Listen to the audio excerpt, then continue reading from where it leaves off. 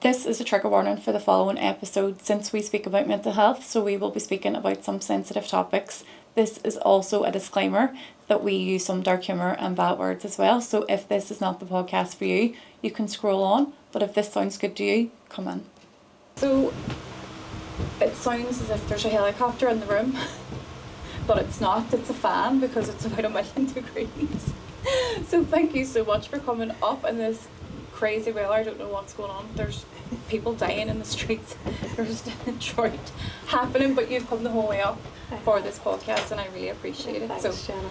Amanda St. John. Yeah, I asked you just before this started, is that your real name? And it is? It is, yeah. Right. So anyone who doesn't know Amanda St. John, let us know in a few sentences who you are then, and we can get into your story. Okay, no problems. I am a singer-songwriter and a life coach, podcast host, music mentor.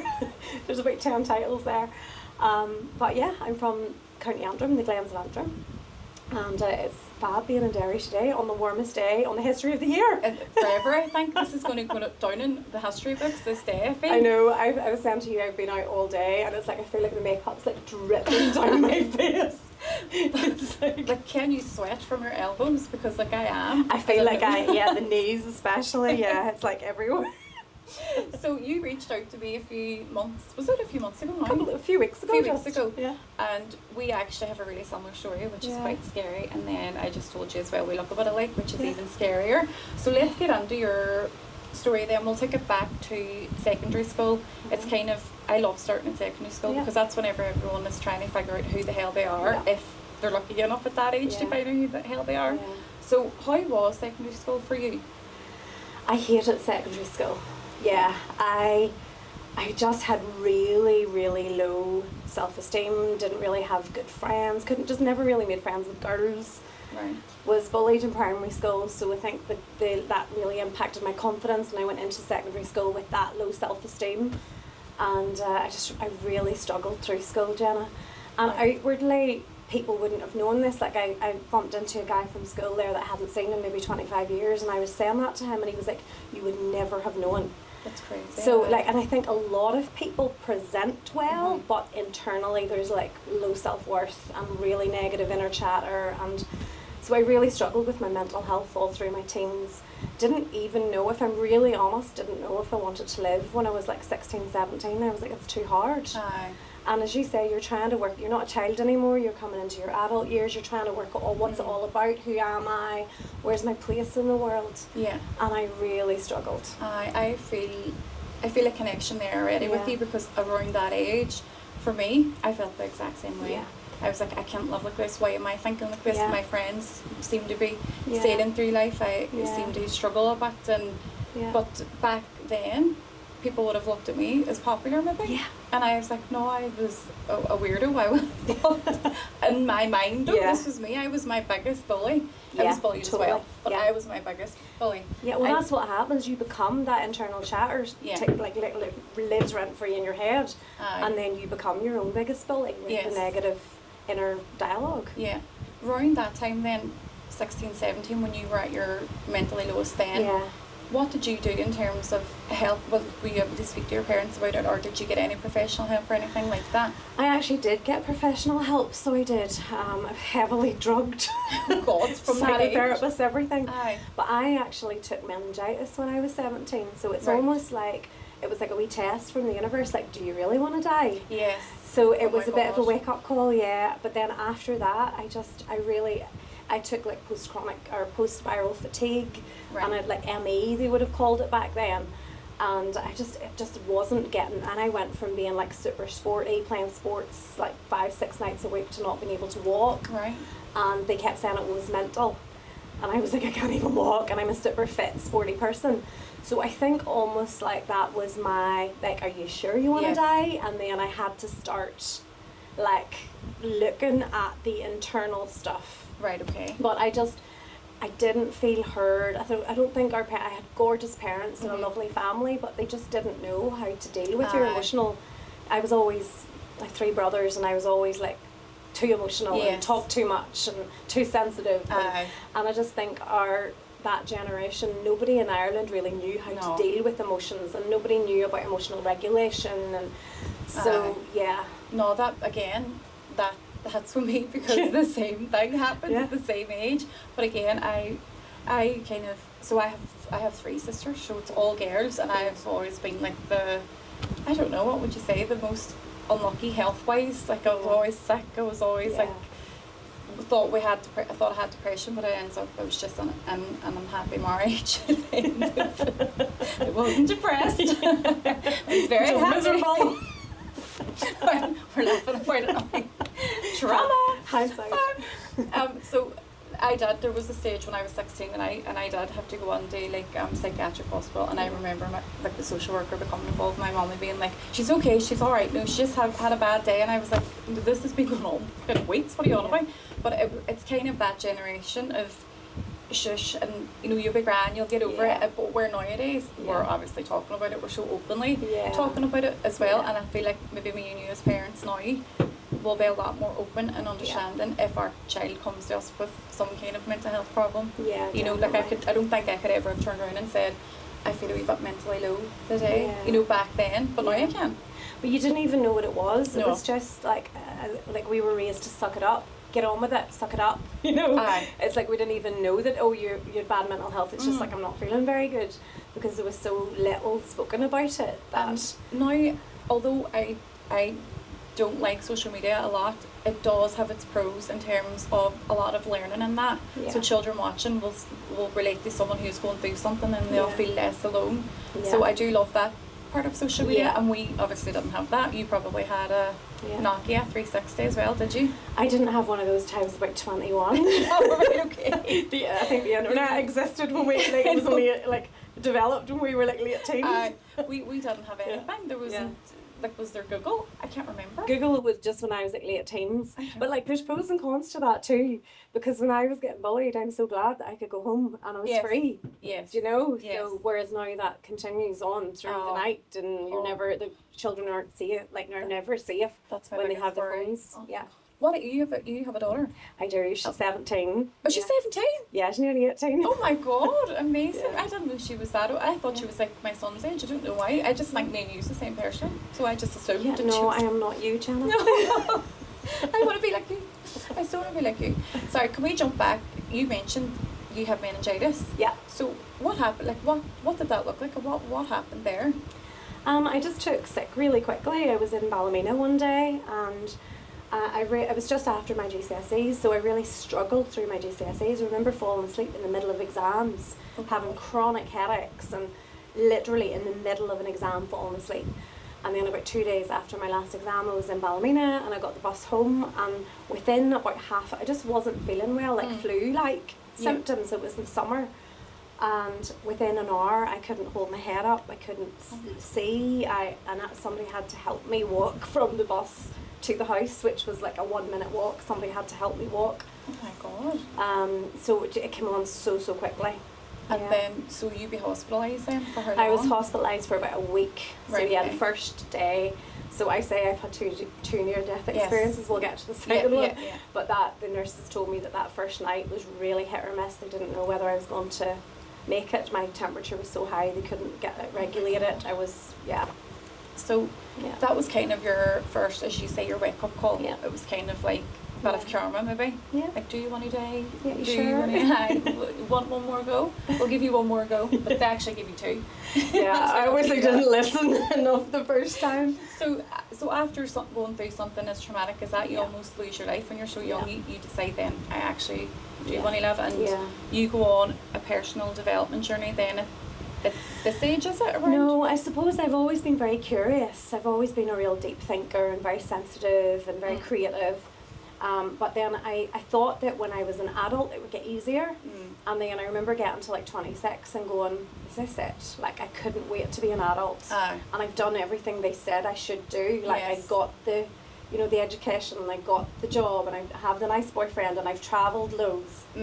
But it still doesn't feel good. Is this it? Literally, is this it? So I had that kind of epiphany at 26. I went, there has to be something more.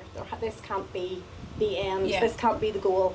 And then I just started delving deeper into like personal development and self-awareness, and it blew my mind. It was like somebody had just shone a light bulb on all of the elements of my life and all of the parts that I really struggled with. Went, oh, that's why you're insecure. Yes. And that's why you're so hard on yourself. And so it really helped free me from that. And then I just dived into it. So I did. But life had a few more lessons for me. So I was trying to build my confidence to perform, to sing. I had sang in bars and stuff, but I didn't have the confidence to sing my own songs, to release my own music, which was my goal. Yeah. And then... So during that time, say between 17 and 26, you were singing in smaller bars, and you were writing your own music. Yeah. You realised you were a great singer, but you just didn't have the confidence. Yeah, I always was singing. I just under the radar. So I say in pubs and clubs, and I was writing on the side, but not doing anything with it. I was too scared to release it. Right. Okay. Yeah. So you did have to do a lot of work on yourself then to get to where you are right now, which we will get into as well. But you were also married. I was. At what age did you get married? I got married at 29, so it wasn't like I was a baby who didn't know anything. I was 29 and very much felt like I was in a very confident place in my life. Right, okay. Yeah. So how long was that relationship in total, not including the marriage? Was a year, is that right? Yeah, I was only married a year, and there's a part of me that has this like shame with that, but also great pride that I had the courage to leave after a year. Yeah. But no, the relationship was over 4 years in total. Right, okay. And in hindsight, there was a lot good. I'm a very smart woman. I didn't marry foolishly, and I'd always had really lovely relationships, and I've never had anybody who treated me badly before. But I didn't know what red flags were. I didn't know what covert narcissism was. I didn't know what gaslighting was. I just was a very naive country person who just had grown up in a really lovely family thinking that everybody was a good person. Yes. And like we were saying there, we didn't have the internet. We didn't have TikTok. I didn't even know what a red flag was. No, until recently. Yeah. So I was like, what the hell? I could write a book now. So yeah, there was a lot good there. It was that I didn't marry lightly. I was so proud to marry. I literally cried with pride walking down the aisle. And then within 3 months, I was like, who are you? It just changed overnight. Now in hindsight, there were red flags, but I just thought it was stress and financial pressures and all of that. But yeah, I was only married for a year in the end because I was like, I won't live like this, and I won't let my daughter think this is normal. Yes, no, and that's such a brave decision as a mother, because you said that there's a bit of shame with only being married a year, but I was married 8 years. Yeah. And in my thinking, I was going, if I make it until my son's 18, trying to show him that a marriage can work, but that is not right. That is not the right. So that just shows my mind frame at that stage too. I was so put down that I firmly believed that this was, I was stuck here forever. So I think I did stay maybe 6 years too long, and I think that's a regret for me. But there's no shame in that, trying to do the best by your family. But I think what we are taught as women to just stick it out, to make it work. That you don't be a quitter. Yes. And we are taught to give above and beyond of ourselves, and we're not taught to prioritize our needs. No. But that's something that I teach now. It's like, if you're not, you being happy is the best that you can give your child. 1,000,000%. It's like you lead with your actions, with your energy, with your boundaries. It's like your children learn. They don't learn from how you treat them. They learn from how you treat yourself and how you let other people treat you. And I literally was like, I know, I'm so grateful I had all of my coaching work and all of my training before this. Okay, right. Because I was like, I don't accept this. This is, yes, you're like, I'm not at blame for how you're acting. Yeah. You can't blame me for your reactions. Yes. And then I also knew that from before the age of 3, she would have no memory. Right. Cognitive memory, there'll be an emotional memory there, an energetic memory, but she'll have no cognitive memory. Okay. So I was like, I need to leave before she's 3 so that she's okay. Right. And that's what I did, yeah. So was that, did you Like, do you remember the day that you said, right, enough's enough and I'm completely done now? Yeah. What did that look like? Are you able to talk about that? To be honest, I don't normally talk a lot about Right. that stage, just out of respect for my daughter, but I remember I was very unsafe. Okay. And I had got him. I thought he was having a nervous breakdown, to be honest, because he was acting so erratic. Yeah. And I'd got him to go to a counsellor, and then the counsellor asked to see me with him, and I was like, that's a bit strange.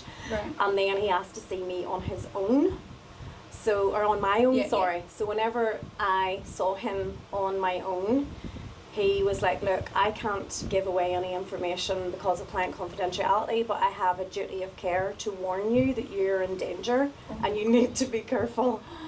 So it was leading up to it. At this stage, I'd already got myself home. I was really isolated in Wicklow up the mountain, and I got myself home when we were living at home again.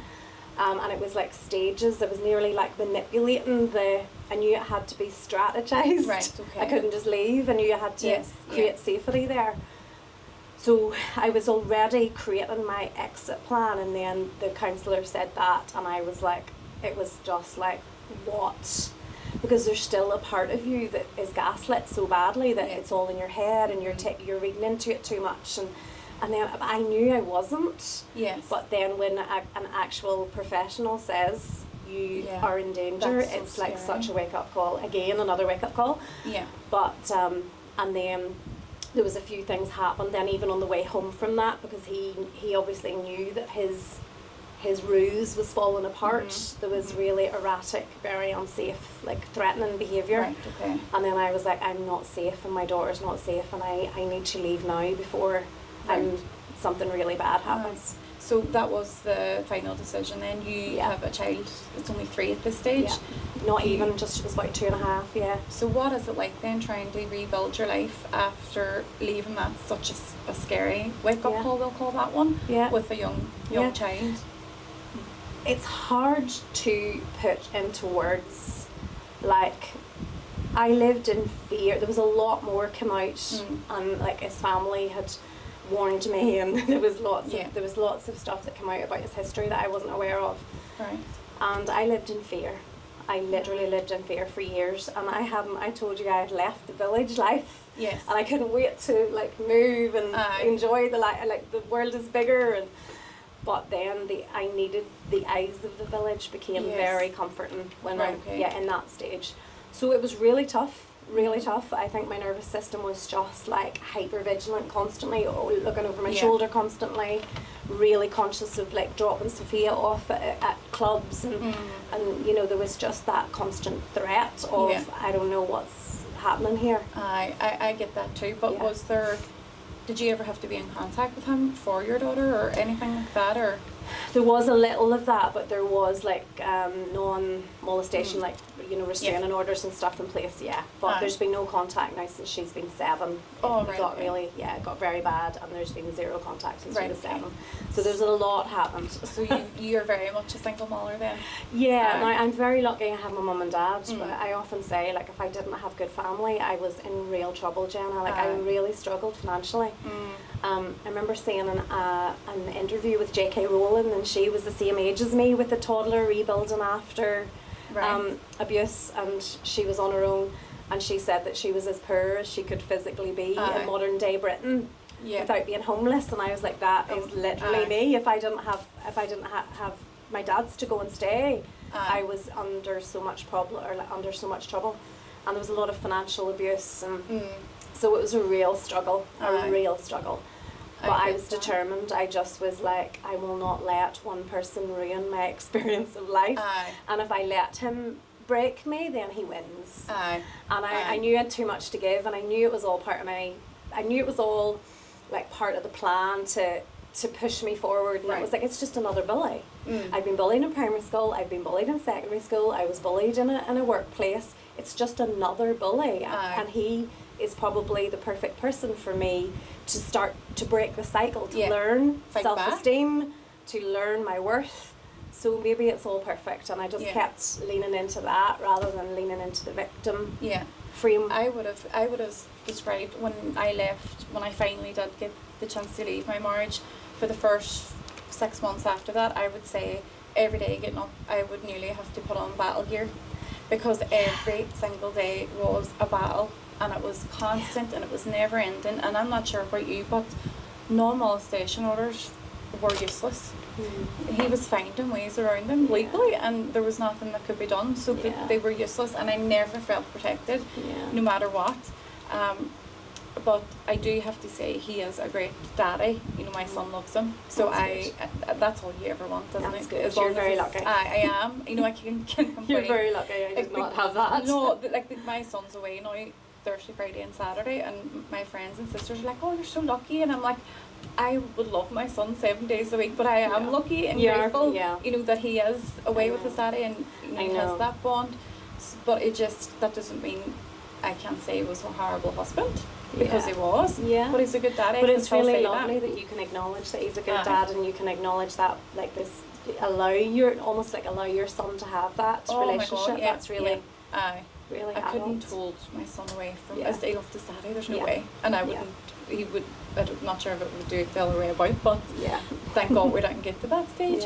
So about a year after them, you're rebuilding your life. I know how hard that is. It is the most testing time. Financially, you're worried as well, looking over your shoulder. You have a life-changing accident, what we say? Yes, an epiphany. Right, okay. It's actually quite funny, because I had went to that counsellor. I thought he knows my story, he knows my history, and it was the last session of like maybe 10 or 20 sessions with it, I can't even remember. And I'd left his office, and I basically said to him, I was like, I feel strong enough now to deal with whatever life throws at me, so bring it on. Oh my I need to touch wood when I say that. Wood. And behind me. And whenever so that's what I said to him, Jenna. I left his office, and on the way home I had a really horrific car accident. So it's almost like, be careful what you ask for. So I accidentally drove my car over the side of like a mountain, and I was 300 foot down the mountain with a bad head injury, unconscious, no pulse, and the emergency services didn't think I was going to make it. Again? Yeah. So that was a year and a day. I think it was the day after, like a year and a day. And I remember it was like in and out of consciousness, and I remember my first waking thought was like, am I allowed to curse on this? Yes. Everyone says that. I curse so much. Yeah, my first waking thought was, are you fucking kidding me after the year I just had? That was my first conscious thought. And then it was like, my second conscious thought was, where is Sophia? Because I couldn't remember if she was with me or not, and that was really stressing me out. But I knew I was fighting for my life. It was really touch and go. And I have this feeling, I don't know if you're spiritual or not, but I had this feeling that it was such a peaceful place that I was in. I just know that I could have just drifted on if I'd wanted to. Okay. But Sophia was only 3. I was like, I can't leave her with the situation that we have. And also, I was 32. It was like, I haven't lived. Yes. Do you know? Yeah. So it was a really big awakening for me, because all of the work that I had been doing for the last few years to try and build my confidence, to try and get back to myself, all of a sudden, like, all of the limiting beliefs, all of the negativity, like, what if you're not good enough, and what if nobody likes it? It was so insignificant now when you've just faced death. Yeah. But also I felt so disgusted in that moment where I thought I was going to die. Right. And I thought that was it. I was disgusted with myself for wasting my life. Yeah. So I don't know about you, but I'm a great one for procrastinating. It's like, oh, I'll do it when I have money, when I have time, when Sophia's older, when I feel confident enough. And I think we all do that. We kick the can because fear holds us back from really doing what we want to do. Yeah. Yeah, and fair play to you, you've done it, you know. Aye. But I was still trying to work it out, trying to build the confidence, but I wasn't taking the action. Right. So in that moment, I was like, I can't die with my music in me. Like, I have to. I've wasted my life. I've wasted my gifts. So I really fought to live, and I asked God, or whatever you want to call it. I would call it the universe. I just asked. I was like, what can I do to get out of this? Like, I was begging, going, I will do anything to get out of this. Just tell me what I need to do. And then there was like, it was mayhem. I was getting cut out of a car, like the ambulance were fighting with the fire brigade. It was mayhem, but I wasn't aware of any of that. I was in this wee blissful place. But in the midst of all that, there was just this voice as clear as day that was sing. Sing. Wow. It was just one word. Amazing. And I still get goosebumps when I think of that. So I was like, okay, just give me a chance. Right. Just give me a chance. And then I swore that if I got out alive, I would start to sing. And then it was like, there was no stopping me.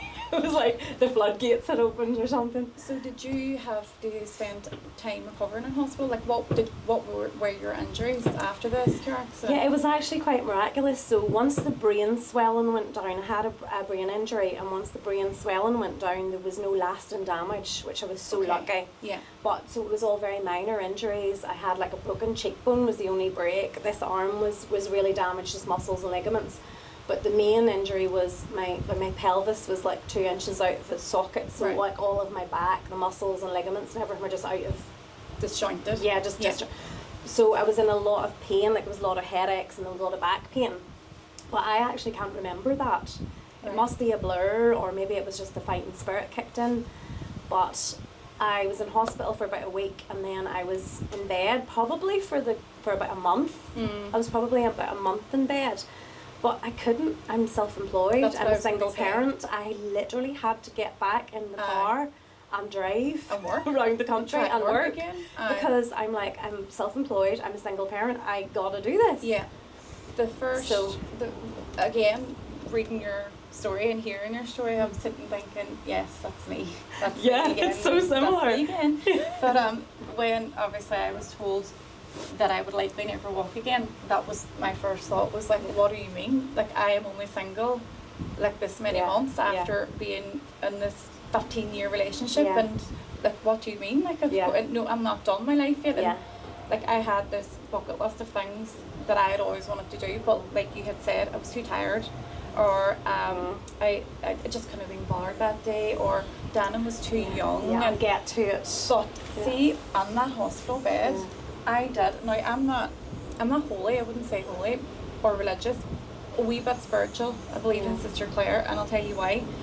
Someone brought me her mass card, so she was sitting beside my bedside, and she's looking at me one day, and I thought, what are you looking at? I was like, right, I'd just been told, you'll probably never walk again. So I did.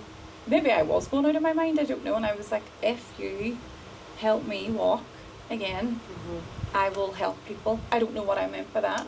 Like, I literally don't know. I love that. But I even, I love Sister Claire. I pray to her now. I give her thanks now, because there was a lot of begging for a year, begging, please do this, please help me, please. And I genuinely do believe that she did help me. Obviously myself and rehabilitation and your mindset is massively important as well.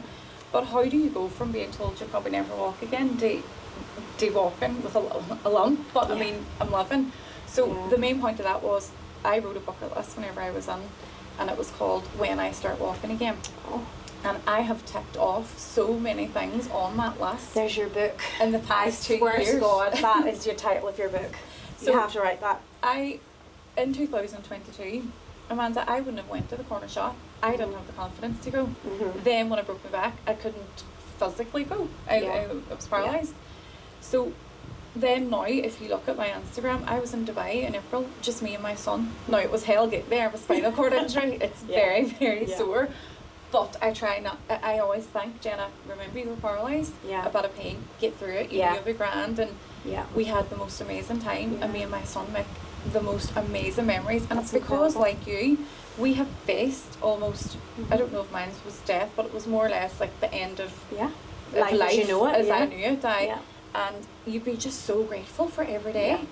And I was speaking to someone yesterday, and I was saying, I go to bed at night and I be so excited for the next day. Even if the next day is all I'm doing is going back to work. Don't get me wrong, there are days when I'm like, I can't be bothered, I'm so tired. Like, we're women, our hormones are all over the place. But then I do snap out of it quite quickly when I think about your life can change like that. I do think whenever it just gives perspective, like whenever you have really suffered and like you have had like life-altering things like that happen. I think it's almost like a spectrum of, it's like if you think of like a zero, like this is zero, and there's like a spectrum of trauma. Yeah. And then like, so there, say the trauma is the lower spectrum. I truly believe, I teach manifesting, so I'm obsessed with this. Right. I believe that the more trauma you've had, like literally if you have like a -8, then you get propelled to like +8 Right, okay. of experience and joy. Right. But if you've coasted through life and you haven't really experienced any negativity, life is all about contrast. That How do makes you sense. know happy if you haven't experienced sad? How do you know what summer is if you haven't experienced winter? Oh my God, that makes so much So sense. it's like, I often think that the amount of pain you've been through is the catapult to the amount of joy that you can feel. Yes. So to me, that made so much sense. Rather than being stuck in victim, I was like, oh my God, this means there's so much more ahead. Aye. Like I experience joy in the smallest things. It's nearly, I'm like a child going, Aye. wow, that's amazing, that's Aye. amazing. Because I really appreciate life. Aye. And it's almost like we take life for granted and we don't appreciate the small things, like No. walking. Yes. You know, and people are like, oh my God, my toaster, Aye. man. And it's like, you don't know. No. Man. Like my sister said to me, oh, I can't believe you have to use a catheter, or you have to use a, machine, like my bowels and my bladder and all are still paralysed. Oh, But I gosh. still be like, I am totally grand. I was like, this is zero. Glad to be here. I would rather that than not be able Glad to to walk. do it, yeah. So I'd be just so I know. happy, because imagine it was the other way about, and I wasn't able to control them. That would be horrific for a young woman, wouldn't Yeah. it? Well, fair play to you. Oh, it's been a journey for sure, Yeah. like you. Yeah. That happened to me when I was 33. It happened to you when you were 32. 32, So yeah. that's crazy. Again, Yeah. so somewhere. So you got this sign then that it was time for you to start singing. So Yeah. what did you do then to take action on that? I threw myself into writing, recording, and it's almost like, do you know the way you say whenever you're like, there's resistance, like I was trying to write and there was so much Yes. resistance there with my own negativity and my own fear. It was almost like I couldn't stop writing. It was like all of the fear, all of the insecurity, all of the self-doubt was gone. Yeah. And it was like the floodgates opened and I couldn't stop writing. The ideas just Aye. kept coming and coming and coming. And then I just had the courage to follow through. I just started recording with the band, or rehearsing with the band, started recording. And then I knew that for me to be a singer I needed to have recordings. I needed to take it seriously before other people would take me seriously. Yeah. So I just threw myself into the recordings. I had so many good friends that helped with that, so many incredible local musicians. And then within a year, I had my first EP, my first radio play, started doing festivals, started doing loads of press. And then I've that EP, and then I've 2 albums now, so... That's amazing. And I just threw myself into it, Jenna, and I just thought, play big or go home. Aye. Like, you've wasted so much After everything time. you've been through, like Play what big more, or what go worse home. could happen? Yeah. Do you know what I mean? So I just was like, you've got to do this. And the driving force was to not be a broken woman, but also never experience that regret. Yeah. When my time does come, I need to know I've done what I can. I Yeah. need to know I've left a legacy. I've Yeah. done something. I've helped people. I've inspired people. I needed to know that my time was worth something. Yes, yes. So yeah, I just threw myself into it. So You don't want to be lying on your deathbed and thinking, I should Should've. have done this, or Yeah. I wish I had have, because I was afraid of who? Who were you Yeah, afraid of? Like exactly. people that you don't even know exist. yeah, people that you don't even value. People that Yeah. probably don't even exist, as I say. Yeah. They're people think less about you than Yeah. you think. Yeah, Did because you ever nobody hear has that? nobody has time to think nobody about really you. has time. They're too busy worrying about Aye. themselves. So what is your most favourite song that you've written yourself, and why? Probably a song called Grow. I wrote Grow when I was literally on my knees after my accident. Right. And as I say, I used to try to write and there was so much resistance there, but this song came out fully formed. I remember the night, I was crying, I was in my lowest moment, and every word, every note just came out fully formed. Right. And then again, I didn't think it was good enough to make a recording, and then it turned out being the album, the title track of my first album. Right. I got loads of radio play. It got a big advert in Australia, which made a lot of money and a lot of impact, which was lovely. That's amazing. And it's the one song that, well, one of the main songs Yeah. that people say, oh, you don't know how much I needed to hear that. What year was that out then? That was, let me see, about 14 years ago. What? When? About 12 years ago. 12 years I must ago, go back because I did listen to some yesterday. Yeah. And you have a beautiful voice. Yeah. You're amazing. Yeah. But I don't know if I've heard that one. Yeah, So I'm gonna Glow is listen to my that favourite one. Yeah. I'm going to Yeah. go and listen to that one. So you've finally pushed yourself. You're doing amazing singing. You have your albums and things going for you, and then the pandemic hits. Yeah, Another punch in the face. I know, it was literally starting again. So I was so lucky though, Jenna. Like up until that point, I had maybe between that when I was like 32, 33 until the pandemic, I had maybe 5 or 6 trips to America, fully funded, loads of like festivals, loads of press, loads of live radio stuff. Touring, it's just such a gorgeous experience of it, you know. It sounds so like fabulous. It just sounds amazing. Well, it was fabulous. It was also damn hard work because I was funding a lot of it. So I was working like 3 jobs. You have to perform. Yeah, I was working 3 jobs. My dad was terminal at the time, and I was on my own with him, and I was on my own with Sophia. So it was tough going. I worked like an absolute idiot, for want of a better word. But I just was so like determined that I need to create something. Despite my life circumstances being very difficult, I was fighting court battles. I was in cancer wards. It was so tough. But I probably had a bit of a breakdown then after that. But anyway, I got the album out. After what, sorry? After all of that, after Daddy had died, I actually lost my voice. There's a part that I don't actually talk about very much because there's so much drama there. I just forget about that part. Right, okay. But I was burnt out. I was just totally burnt out. But in hindsight, it was probably a breakdown. Right. And I couldn't speak. I just lost my voice completely. Physically? My vocal cords were so damaged. They told me I would never sing again. Oh my God. And I just spent. Was this a result of severe stress, would you say? Yeah, totally, yeah. So I had just been to America. I went to America and recorded in the same studio as like Aretha Franklin and like Aretha Keys, or Alicia Keys was there like a couple of weeks before me, and it was like the dream. And I was like, go all in, just go all in, make it a big story, make it a big experience. And then I was trying to get the album finished, and I lost my voice. It was really bad vocal damage, and I was told by the specialist that I would never sing again, and I was like, no, I will sing. Yes. It's emotional. I know it's just grief, it's stress, it's once I process the emotional side of it, that's just the symptom of the emotions. Once I process the emotions, it'll come back. Okay. And I was just adamant. And is that what happened then? So did you have to do a lot of training to get that? Yeah, it was a lot. The same as after the accident, a lot of therapy and rehab, but I'm so focused on the future rather than the circumstances, and I think people give too much power to the circumstances. Yeah. But actually, I decide. Like, we are so powerful that we can decide. So I was like, nope, it'll be fine. But yeah, I had done loads of like really incredible stuff, and then I went to release my album, and I was meant to fly out to America to start the press tour. Yeah.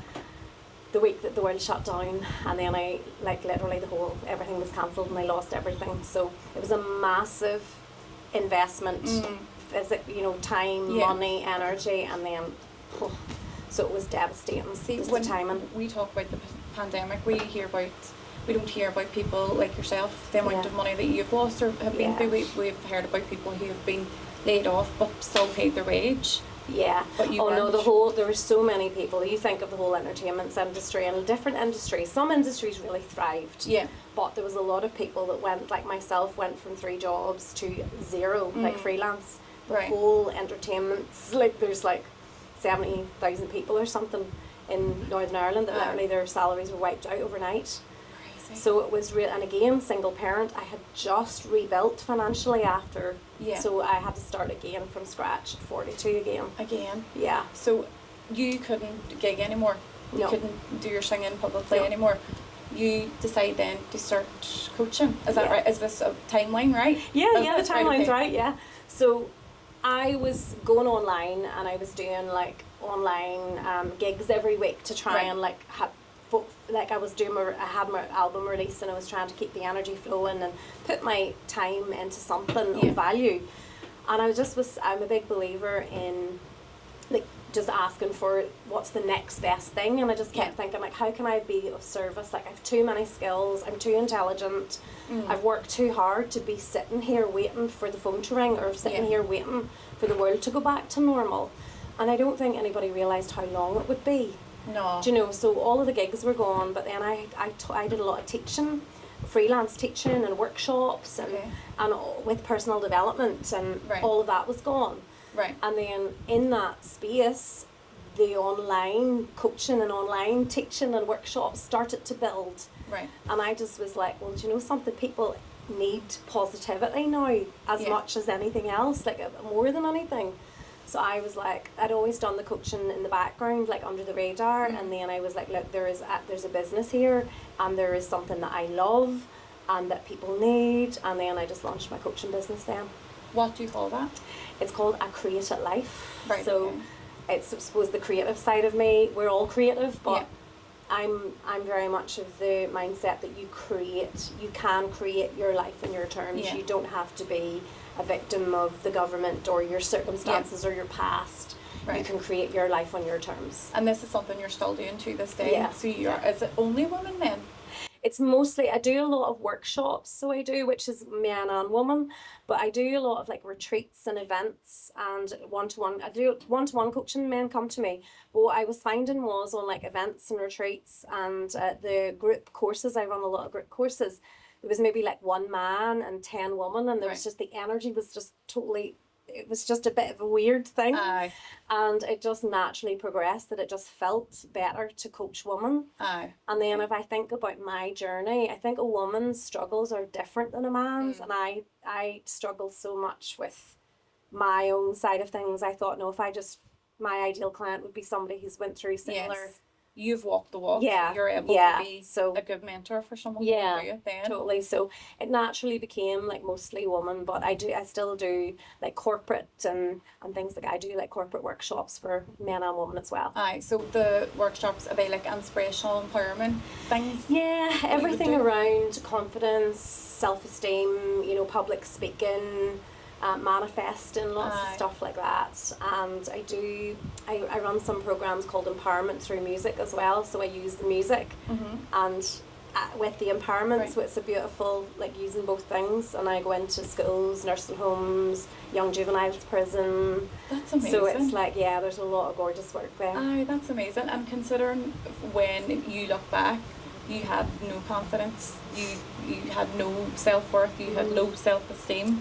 Now you are teaching people how to do that, and look at you now. I know, but see, when I look at my transformation, like whenever I was singing on stage when I was about 14, but I was terrified, like I was vomiting, I was like a mess, and I could, for years I could sing on the mic but I couldn't speak, because it was like, people are judging your singing voice, but as soon as you speak, they're judging your character. Like it was makes sense. Though. Yeah, I was so scared of like judgment, and that is the top fear in the world, is public speaking. Oh my God. Do you know, people are more scared of that than they are of spiders or sharks. But when I look from where I went there to now, and I think of some of the stages that I've sang on and around the world, and I am owning it. And I just look at the barriers of my own mental barriers that I have broken down, that I can be so like present in the moment and not worrying about judgment, and just like, I'm here to do a job, I'm here to inspire, like getting the intention, focusing on the intention instead of focusing on the fear. And I think when I look at my journey with that, it's so liberating. It's like, I just want that for everybody. I want everybody to have that freedom of expression. That is your message and your mission as well, isn't it? Totally. To live your most authentic life. Absolutely. Is that right? Totally, just I truly believe everybody is here for a reason, and everybody has something to give. Yes. And we all have gifts and skills that nobody else has, and very, very often you're forced out of that to do the safe job or something that makes money, or I think there's a lot of people aren't living in alignment with their values and their purpose, and that's why people are struggling so much. That's why people have got mental health issues. Well, one of the reasons. And that's why people are so exhausted in life, like the mental load and the stress that people are living with if you were living in alignment with something that feels good to you, it's not as stressful. No, it's not. No, because people do say to me, how do you do it all? Yeah. You know, we'll work, and I'd be Yeah. like, oh, I love it. Well, Yeah. should I not? Like, I'm the this? same. I feel- I'm literally like, everything I do, I love. Like, I get to talk about my favourite things. Aye. I get to empower an incredible woman. I And get to meet new sing people. songs Aye. and drink coffee and And drink coffee. You can't do that anyway without doing it. I know, but like, I'm getting paid here to sit and sing songs to people and have a wee cup of coffee and be nice to people. know, I get and paid that's to be nice to amazing. people. That, and people are paying you to hear your story of Yeah. overcoming. Yeah. Like, that's how significant your Yeah. story is, and I'm sure Yeah. your story has helped change a lot of people. Yeah. And your one-to-one and your group coaching and Yeah. everything else that you've got going on. Yeah. So the whole the transformation is just Yeah. it's just amazing. Like to Yeah. hear, like watching is different because you see it online. Yeah. But actually meeting the person, Yeah. feeling the energy Yeah. and the vibrations is different. Oh, thank you. Isn't it class? But obviously, I spoke earlier there that no, not every day is amazing. Like, we do get our down days Yeah. still. I don't know, actually, hold on, I'm speaking for myself. Do you get down days? I do, absolutely. It's like I'm a human being. Aye. There's still life stuff to deal with. I still haven't like manifested everything I want in my life, and it's like there's still days that I'm a woman with hormones and I'm perimenopausal, and Aye. like, there's still life stresses and stuff. But I think the difference is that I now know the tools. Yeah. Like in the past, I thought I was my feelings. I thought my thoughts and feelings were the truth. Yeah. Whereas now I'm not dictated by my thoughts and feelings. No. So I know the tools to process the emotion, to process the feeling, but then go, right, I'm going to park that because Yeah. I decide. Yeah. And I'm like you, I literally wake up every day and I'm like, I am so lucky to be breathing. Aye. And I have this thing every day, like, what can I create today? Yeah. What can I create today? And who can I serve today? And I think when you're coming from that intention and you're living with purpose and you know that you're doing something that's of value to others and you're loving what you do, I think that is the key. Aye. And then That I don't actually have as many down days as I used to have because No. I love my life so Aye. much. I don't think I would get down days. Maybe stress. I would get Oh, because yeah. we do take on a lot. Yeah. We want to help people, but Yeah. in helping people, we also take on Yeah. their problems, and sometimes that can be quite heavy. Yeah. I mean, I completely I know you have a podcast, Yeah. which is called. I created life. Oh, yeah. so that's the same as the coaching. It's the same as the right, coaching, okay. yeah. I created life with Amanda Right. St. John. Okay, amazing. But I don't know about you, but I completely underestimated the amount of work that goes into one episode. Yeah. Are you the same, or is it just me? Oh, totally. It's a massive like time commitment. Aye. It is a massive time commitment. I do mine. Yours is incredible, and you've got Stephen, and it's brilliant. But I just do mine over Zoom, and it's very low key. But then Right. I have to do all the editing and all the Aye, yeah. aye. So I just do it very low key. But Right. I love it because to me it's just like you're having these amazing conversations, and but yeah, it's maybe like looking at maybe protecting your energy Yes. that you're not taking it on. I think that's what Yeah. something I need to look into, because Yeah. when I started this, my sisters were like, you know, you're the best person to do this, you know, Yeah. we love this for you, but you're also so empathetic. Yeah. You cannot take these stories home. And that was what was happening to me in Yeah. the first few weeks. Even Steve was impacted for, you know, after Yeah. a few of them, he would ring me after and be like, I am on the sofa, I can't move, Yeah. like emotionally Yeah. exhausted. So Yeah. I think some guest dependent as well. Some of them Yeah. are really, really like you Heavy. couldn't have laughed, you couldn't have smiled through it. Like, I was crying through some of them. It was horrific. Yeah. What some people have gone through. Yeah. And I suppose maybe then looking after my energy, maybe I might speak to you about that. Yeah. Help my energy. Anytime. But no, I think for anybody that is empathic, I think it's really, really important to learn boundaries. Yeah. Like energetic boundaries as well as like overgiving and overdoing. But I don't know about you, but I nearly took on like the responsibility of the world when I was younger. Like it was my responsibility to help everybody. Right. And then I had to realise that I can't. For me to be the best that I can be, it's for me to stay high energy and me Yeah. to stay positive. Yes. So if I get drained by giving too much, then I'm no good to anybody. No, that So makes I've had sense. to really learn balance Yeah. and that it's like a co-creation. Like I can only do so much, but it's not my responsibility. Aye. And also everybody's journey is their journey for a reason. Yeah. Like it's shit that you went through that, Aye. but what are you going to do about it? Aye. Like, again, you can turn that and you can stay in the negative vibration of that, or you can transform that into purpose. So for me, it's like I could sit here and I could give you 100 stories to cry about. Aye. But that's not the perspective I what take you've on been it. through as well, and I feel like maybe what I've been through, we could be, like, you could be sitting here very bitter, very annoyed, very why me, very why did that happen. Don't get me wrong, And I do get those days, by the way. The victim in me is very strong. I have to talk to her every day. Aye. So when I lost power of my legs, I thought I was the victim. I was like, why me? Why not? God forgive me, but why not my ex-husband? That's what I thought. I was like, why is he getting to walk freely after what after I everything felt? he's done? Aye. Do you know? And that's such the wrong mindset to have. It was like after I got through those initial days of shock and grief of being told this, then I was like, right, okay, my mindset needs to change, and that's when my mindset changed, and everything changed for me. Now I did put up a post on. Are you on TikTok? Ish. It's a bit scary. It's horrifically scary. It is scary. I get a lot of trolling comments on it, but it's from no user, like, and it never really impacts me anyway. But I remember putting up a post saying, and I was talking, and I was like, when my mindset changed after all the rehabilitation and all this, like my life changed, and they wrote something like, you're an absolute disgrace to everyone who has a spinal cord injury. You just said that your mindset cured your back, and I thought, I literally did not say that. Like, if you listen to the whole thing, I did not. So your mindset alone cannot cure a broken back. Like, but it can help a lot. You need to have a positive mindset in anything that you want to do. Well, if you believe you can heal, you can, and if you believe you can't, you won't. People don't understand the power of the mindset and the power of the energy behind what you're thinking.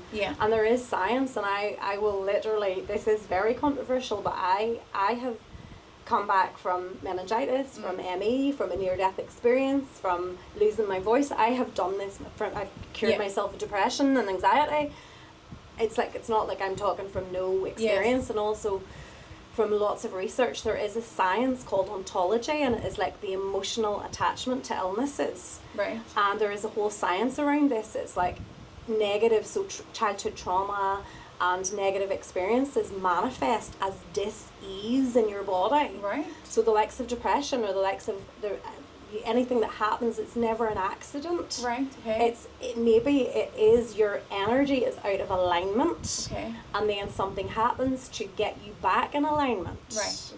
Do you know? So I don't know about you, but you probably took care of yourself a wee bit better when you had your... Oh my God, yes. Yeah, you had to slow down. You had to honour your needs and feelings. You had to look after yourself. Maybe your body was crying for you to slow down and look after yourself. It was, and I always say that I never ever wanted to sit and think about my feelings, but then I was forced to sit and go through this grief and think about everything and go through it. But when you're talking about that there, the mindset alone, being able to cure a broken back, there is a guy called, I think he's called Joseph something. Is it Joe Dispenza? Yes, him. Yeah, look up Joe Dispenza. But I mean, so this is my thing, right? He says mindset alone cured his broken back, no surgery. What do you think about that? I had this discussion before with another guest who was paralysed from the neck down. Well, I think that there's too much evidence of people that have cured themselves, people who've cured themselves of cancer, people who've cured themselves of paralysis. There's too much evidence that it does exist to dishonour it. So I just think if we were taught more self-responsibility, it's like, I think there's a big... I think you need to look into the energy behind things, because the energy of your mindset and everything's energy. When we break everything down to particles and neurons, everything is an energetic frequency. So if you're operating in low vibration, you'll keep attracting more low vibration. So if you are like, I've got this, I'm going to heal, you will look for all the evidence that's... So we nearly create what we look for. So if we have our focus, like, oh my God, things are so hard, I'll never be able to do this, or if we take the doctor's word for gospel, there's evidence of miracles, so why not me? Why can I not have a miracle? Well, it does make sense, and going back on what I said about my own weight for the first few days, like I was like, I can't, I'm done. Like I'm just going to lie here and rot forever and ever. Yeah. And I did it for those few days. Yeah. But then again, mindset. Yeah. So if you had have stayed in that, I can't, your brain would have looked for all of the evidence that you can't to make you right. I probably still would be in a wheelchair. Yeah, totally. I would be dead or some sort of life-altering thing if I hadn't been like, right, I'm so lucky I've been alive. Forward, look forward. Yes. Don't give the pain any focus, look forward. Aye. Yeah. So Joe Dispenza, is that someone that you would follow? Would you look up? Yeah, I would really look up. I only heard about him recently, and it was at a women's empowerment event as well. And some woman, I told my story, and this woman came up and she's like, "You really need to, really look into it." And I know that's hard for people to hear. If people have had chronic illnesses, it's very hard for people to hear. And it was very hard for me to hear. Like whenever I was being told that, you can do something, you're depressed, you're anxious, you've had this accident, you know that you nearly, like, you could have created that with your energy, and it's like, or you have a choice as to whether you heal that or keep manifesting it. I didn't want to accept it. No. I felt like they were saying it's my fault. Yes. But I had to learn that no, it's not, it's my fault, but I have a choice whether I lie down to it or whether I transform it. Yeah. And then, I don't know if you've looked into Gabor Mate, have you looked into him? I don't think so, no. You really, really look into him when it comes to mental health. Right, I'll get all these names off. Yeah, because mental health is a symptom. It's not the cause. Like depression is a symptom of childhood trauma and negative, adverse childhood experiences. Right. And it's like if more people knew all of this, I think it would be much easier for people to manage their well-being. Well, there's my homework for tonight then. I'm going to have to look up. And I know people are going to hate hearing that because I think I'm at a stage where I'm very open. Yeah. Like I'm open to religion, anything like that. I am such an open person. Yeah. Like I am so accepting to everyone's opinion, and I'll actually go and look it up, and then I'll probably have my own opinion, or else I'll not. Do you know? Well, I know everybody is entitled to their own opinion and all, but and whatever your opinion is, that's fine. Yeah. But for me, I don't want somebody else telling me how I feel. No. And if I think there's a way that I can take my power back, I'm all for that. 100%. So I'm like, if there's a way, I will. Yes, show me, tell me. Yeah. Because I don't want. I was so where I was felt so bad. I don't want to stay there. No. I don't. This really, and I coach people around this all the time. Like, does this feel good? And I didn't even realise that I felt so bad because it was so normalised to me. Yeah. Like I didn't even know I had anxiety till I was like early 40s. Right, okay. I didn't even know it was anxiety. It just was so normal. Aye. It's just the way I'd always felt. So I think if we really tune into like, how do you feel? Do you have good energy? Are you positive? Are you happy? Yeah. There's so many people, myself, I was just plodding. And not really looking deeper. Yeah. And then I was like that, is this it? Like, is this enough? Is this how I want to feel? No, we need to dig deeper. I want more. And if you want more, go looking for the answers. And that takes immense courage, Jenna, because it's easier to blame your circumstances, blame your past, blame your health. Yeah. So it's actually it takes immense courage to go on that personal development route and actually go, right, well, if I can take my power back, please. I could speak to you for hours and hours, but we've run out of time. Steve, can we have another 4 hours? I'm on my soapbox. Can you just let me talk about this for a while? I like to wrap it up with a guest, giving a bit of advice. I always change the advice guest dependent. Okay. So for you specifically, I would like you to give advice to your 16-year-old self. Okay. What would you go back and tell your 16-year-old self if you had the chance to do that? That you're enough. And that you were always enough. And it's just because the world didn't treat you the way you wanted to be treated doesn't mean that you're not worthy. Aye. And I think that is the message that so many people need to hear. Aye. That there's nothing wrong with you, you're not broken, you don't need fixed, you are so worthy and you're so enough. Aye. But maybe you just forgot. Oh, Amanda, that's amazing. Thank you so much. My 16-year-old really needed to hear that. My 16-year-old 16-year-old and my 36-year-old self, right? Nothing needed to hear that. That was amazing. Thank you so much again. Thanks, Jenna. It's been actually an honour to meet you, and Thanks. I just feel your energy and your vibrations. You're amazing. So Oh, thank you. it's been great meeting you. Thank you. And you can cut that.